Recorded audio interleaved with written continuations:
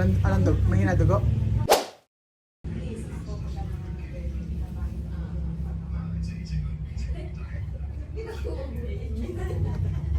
Hindi mo kasi binigyan ng panis din yun. Kasi nagano, sa akin order siya isang box. Ano naman ako eh, pwede naman ako ano sa kanya Magkano lang yan. pwede naman mag-provide sa kanya. Hindi ayaw. Hindi yung box siya. Tinatanong ko talaga yun, bibili ako ng ganun. Hanggang dalawa yung mga 20 na mabalik sa akin. 50 man yan din, dalawa man ako. Check ko sa akin. Sabihin mo, akala ka sa buhay. Anong dugo? Mahina dugo? Mahina dugo? Hindi, check ko lang po muna ulit sa kanila. Ah.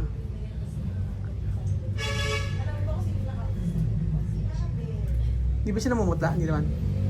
Hindi naman. Kako baka kasi kako sa mata rin kaya tinatanong. Sa mata? Oo nga, ano? Possible. Kasi hindi naman siya nilalagnat. Kaya nilalagnat ka ba? Hindi naman nilalagnat eh. Sa kanila ng Minsan daw may hihilo, minsan mawawala. Yun nga po, sabi nga rin po. So, hindi kaya sa mata yun? Pwede rin po. Kaya nga po, natanong ko rin po sa kanya kung yung ano niya. Oo, kasi possible ganun eh, di ba? Kaya naman.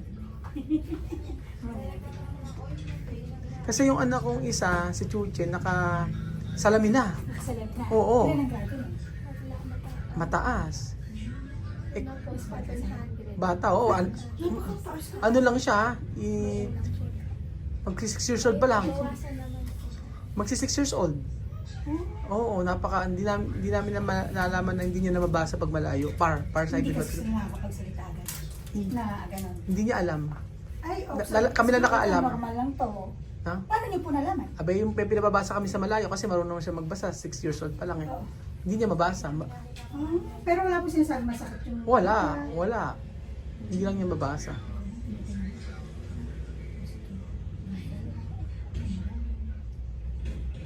Nakikinig ba nila?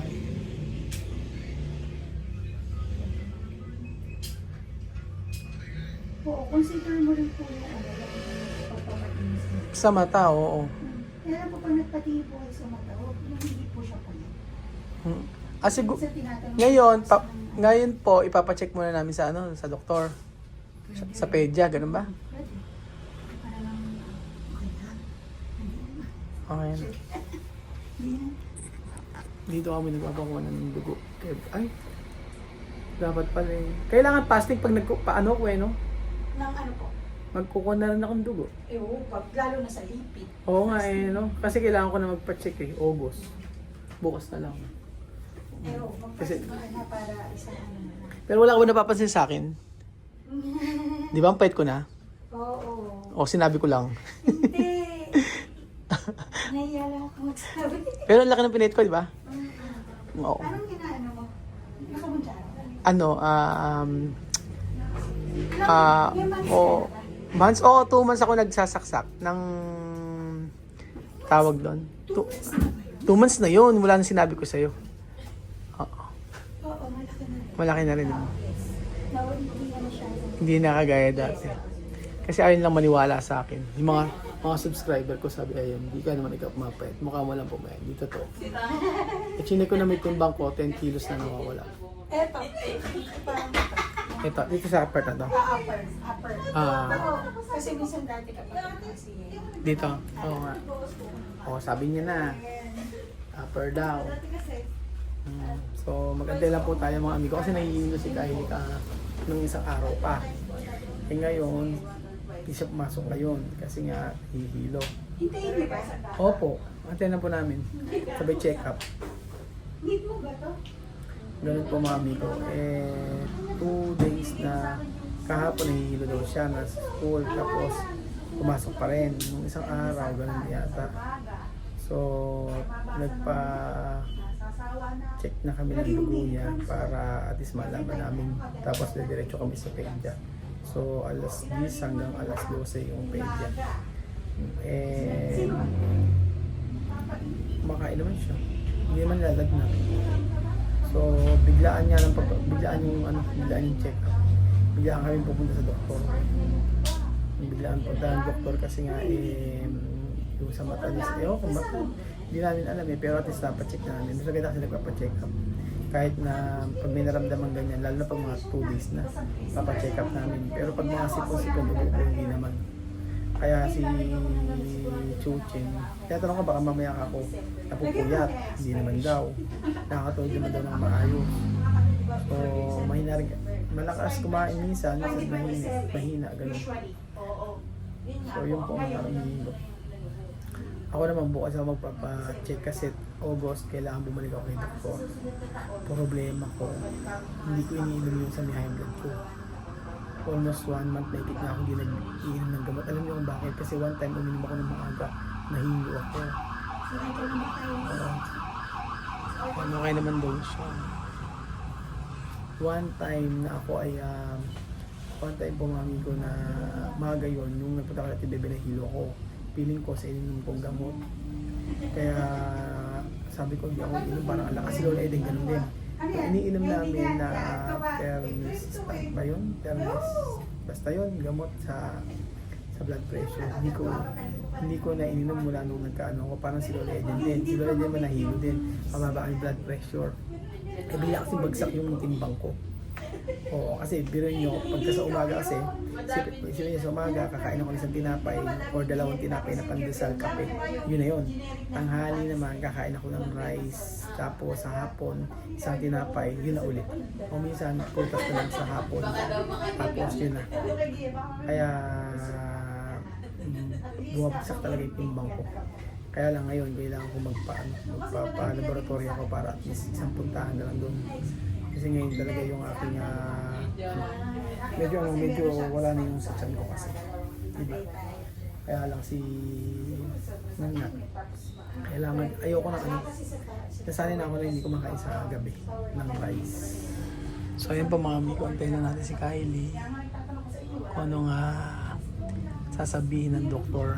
So diretso pa kami sa pedal niya sa may salon. Antayin lang namin yung result. Tingnan. Ayun, ito mga amigo.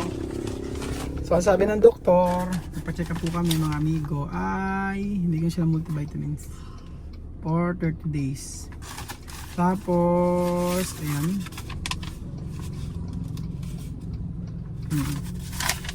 Merong ibinigay na gamot. Pakita ko sa inyo.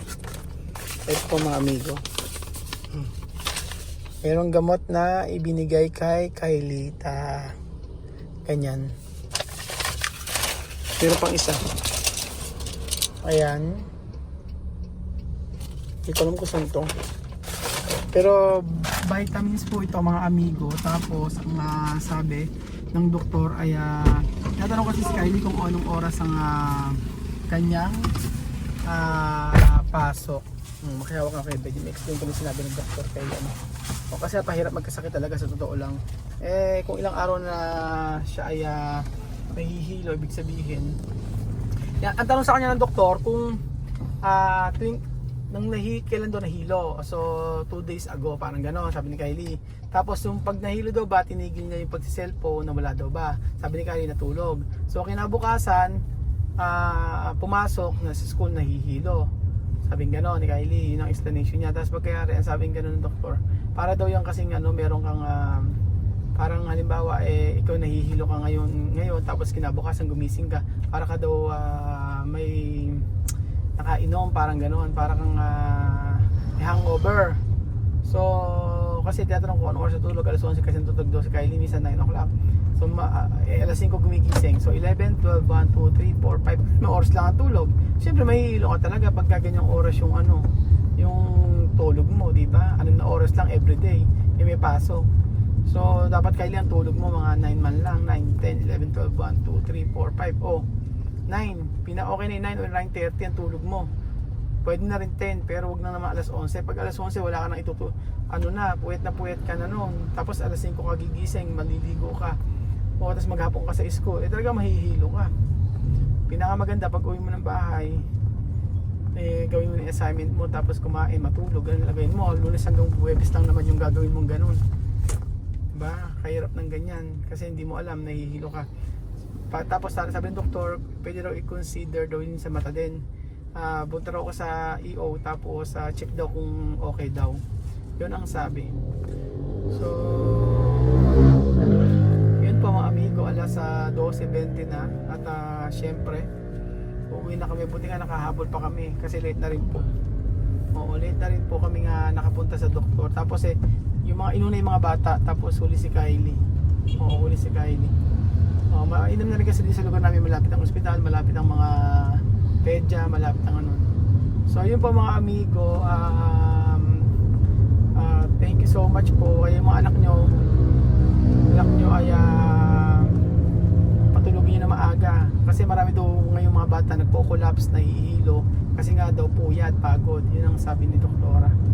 So ayun po mga amigo, ingatan natin ating katawan at patulog ng maaga. Salamat po mga amigo at God bless po.